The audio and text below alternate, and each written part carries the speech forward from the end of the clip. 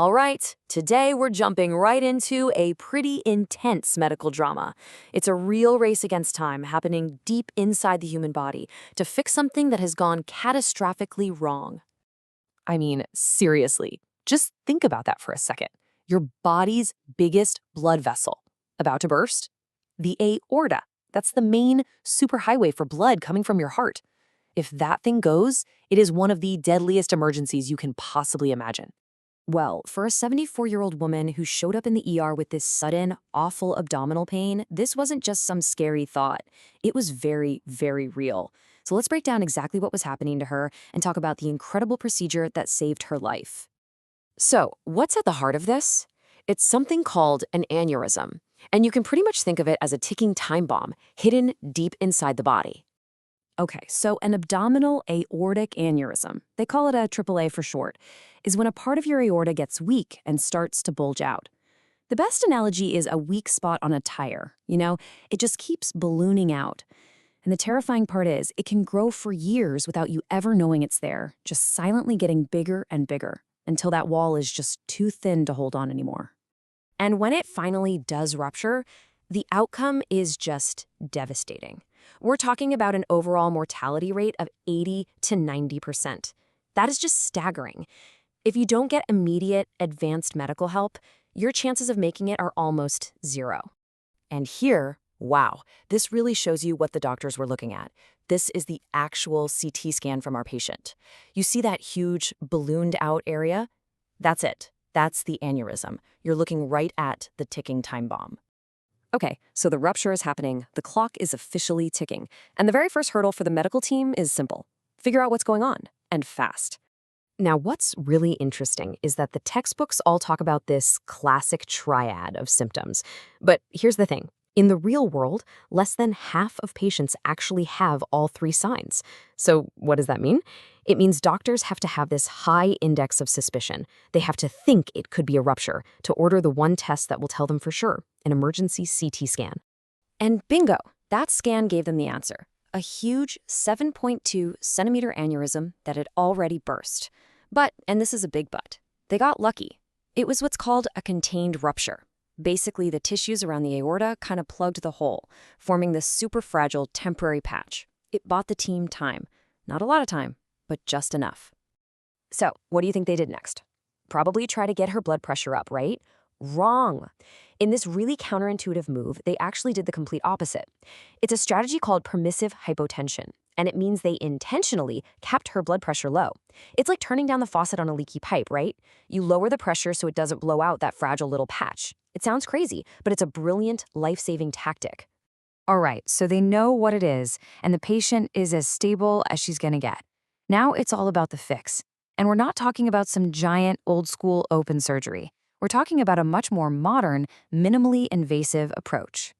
The procedure is called EVAR. That stands for Endovascular Aneurysm Repair. And the easiest way to picture it is like they're relining a weak pipe, but from the inside. So instead of a massive cut across the belly, the surgeons snake a fabric-covered stent up through an artery in the groin all the way into the aorta. This thing then opens up and creates a brand new, super strong tunnel for the blood to flow through, completely bypassing the weak spot. And honestly, the difference between this and the old way, it's night and day.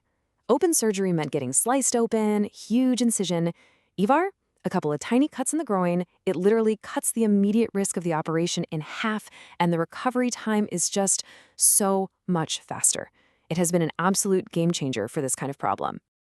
Okay, so now for the really cool part. Let's go inside the OR and see exactly how they pull off this incredible repair. It really boils down to 4 main steps. First, you get access and take a look around. Second, you put the new graft in place. Third, you make absolutely sure it's sealed up tight. And finally, you do one last check to make sure everything worked. And this is the view the surgeons get. It's called an angiogram, basically an X-ray movie of the blood vessels. You can see the dye they injected just flooding into that gigantic aneurysm.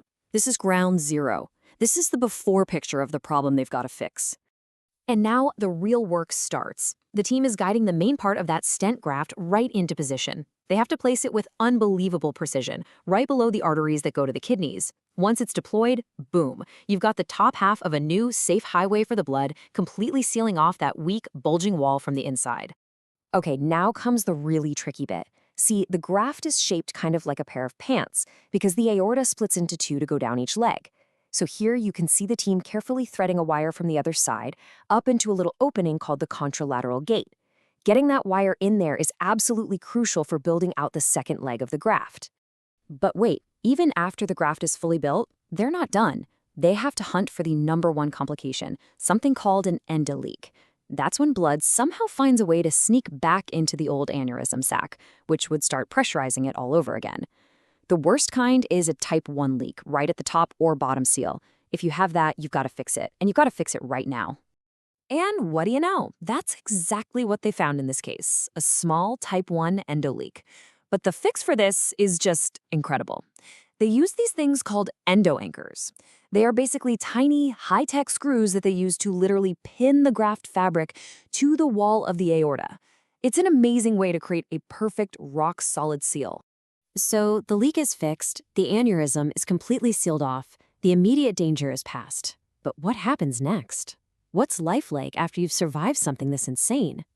Well, the outcome here was just remarkable. The whole thing was a total success. The patient was stable, and get this, she went home from the hospital just 3 days later. 3 days after an event that kills 8 or 9 out of every 10 people it happens to. Just amazing. And this, right here, is the payoff. On the left, you see that terrifying, life-threatening rupture we started with. Now look at the right. This is 2 years later. The graft is working perfectly, and because there's no more blood pressure pushing on it, that old aneurysm sac has just shriveled up. It's just a stunning before and after of a life that was saved. You know, this patient's story is just such an incredible testament to medical innovation. It really proves that in this race between a ticking biological time bomb and human ingenuity, sometimes all it takes is a stent, a wire, and a very steady hand to turn what used to be a death sentence into a second chance at life.